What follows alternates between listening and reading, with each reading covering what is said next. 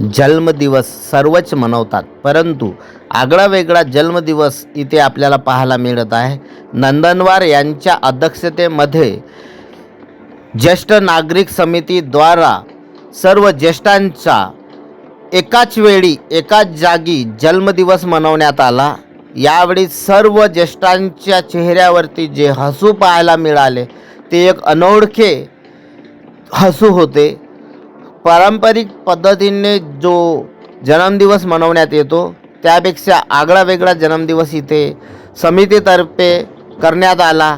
यावेळी सर्वच सदस्यांनी, पारिवारिक सदस्यांनी आपल्या आपल्या परिवारातील तसेच वेगळ्याही परिवारातील ज्येष्ठांना पुष्प देऊन त्यांचा सत्कार करण्यात आला. यावेळी परिवारातील व ज्येष्ठांचे एकमत होतानी व त्यांच्या चेहऱ्यावरती वेगळेच हसू निर्माण झाले असता त्यांनी प्रतिक्रिया दिलेल्या आहेत. त्या प्रतिक्रिया आपण इथे ऐकून घेणार आहोत. प्रतिक्रिया देताना ज्येष्ठ नागरिक भावुकसुद्धा झाले, तसेच परिवारातील जे अमूल्य व्यक्तिमत्व आहे ते सुद्धा इथे भावुक होताना दिसत आहेत. ज्यांचे वाढदिवस जानेवारीपासून मी प्रत्येक महिन्याचे वाढदिवस टाकेल, एकाच वेळेस टाकेल. ज्याप्रमाणे वाटते की मला वाढदिवस करायचा आहे किंवा एकत्रितपणे करायचा आहे. नसेल जानेवारीमध्ये करायचं जानेवारी फेब्रुवारीमध्ये पहा, ते नसेल तर जानेवारी ते मार्च पर्यंत पहा. 2 महिने 3 महिने किंवा महिन्याचे ज्यांना करायचे त्यांनी स्वखर्चाने म्हणजे त्यांनी स्वतः हे करायचं आणि ते आम्हाला सांगायचं आणि आपण कुठे वाढदिवस करायचं ते ठरवा. इथे जमत असेल तर आम्ही त्यांची करू, पण त्यांना पूर्व तयारी करावी लागेल. त्यांनीच ठरवायचं आणि समितीकडून पुढच्या महिन्यापासून वाढदिवस साजरा करण्यात येईल. सर्वांनी माझा सत्कार केला त्याबद्दल मी आभारी आहे. आणि समितीचे कार्यकर्ते यांनी माझं स्वागत केलं त्याबद्दल धन्यवाद. मी आपला आभारी आहे. नमस्कार. केल्याबद्दल धन्यवाद.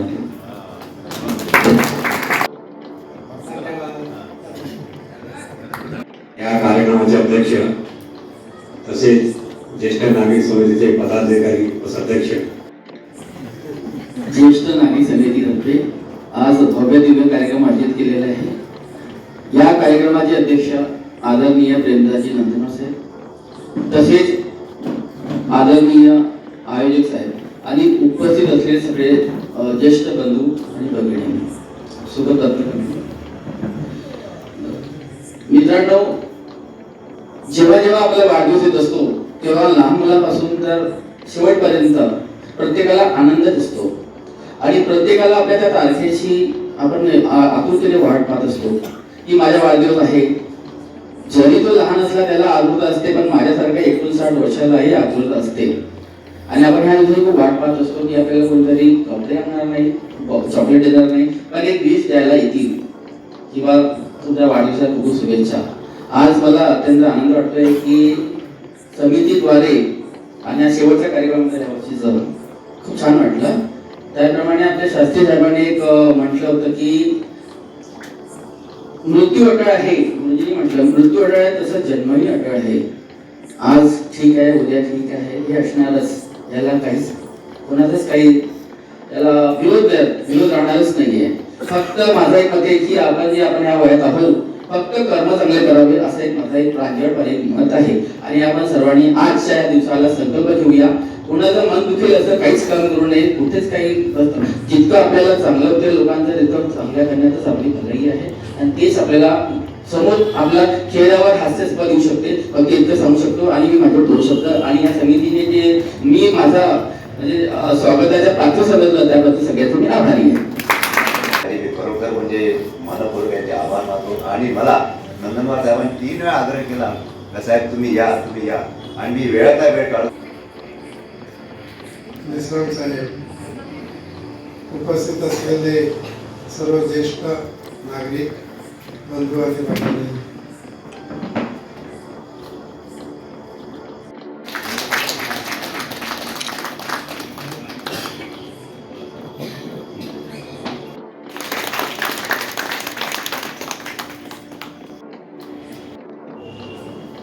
आजच्या कार्यक्रमाचे अध्यक्ष श्रीमान नंदनवार साहेब, तसे आपल्या समितीचे उपाध्यक्ष व आजच्या कार्यक्रमाचे सुद्धा उपाध्यक्ष श्रीमान पटले साहेब, प्रमुख अतिथी श्रीमान किशोरजी मेश्राम, त्याच्यानंतर आपणास मार्गदर्शन करायला लाभलेले कृष्णकांत शास्त्री